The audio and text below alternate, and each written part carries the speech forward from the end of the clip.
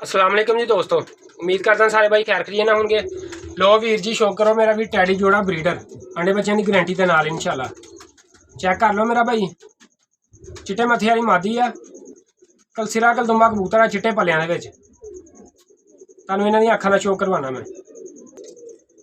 लो मेरा भाई मादी की अख का शौक कर लो, चेक कर लो, लाल नोक आ, चिट्टियां अखां वा। देख लो मेरा वीर मादी का कलर चेक कर लो, ठीक हो गया।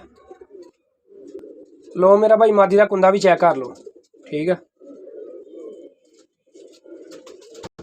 लो मेरा वीर मादी देख लो। लो मेरा वीर नर दी अख का शौक कर लो, चेक कर लो मेरा वीर, लाल नोक, चिट्टियां दुध अखां। लो मेरा वीर नर दे कलर का शौक कर लो, देख लो चिट्टे पल्लियां च। लो मेरा भाई नर दे कुंदे का शौक कर लो, देख लो मेरा वीर, शौक कर लो मेरा वीर, अपनी तसल्ली कर लो। जेड़ा किसी वीर भरा जोड़ा समझ आवे और रबता कर ले। नंबर है 0312 46 81 779।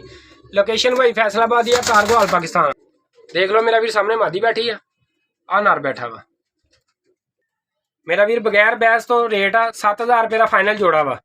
जेड़े किसी वीर भरा रेट समझ आ जोड़ा समझ आवे उही भाई रबता करे। देख लो मेरा वीर, इंशाल्लाह अलहमदुलिल्लाह अल्लाह के हुक्म के नाल आंडे बच्चों की गारंटी होएगी। चेक कर लो मेरा भाई, कल सिरा कल दुम्बा चिट्टे पल्लियां वाला नर वा, नाला टैडन मादी लगी। कल सिरी कल दुम्बी काले चिट्टे पल्लियां च। मेरा भाई तसल्ली दे नाल अपना शौक कर लो, फिर रबता करियो।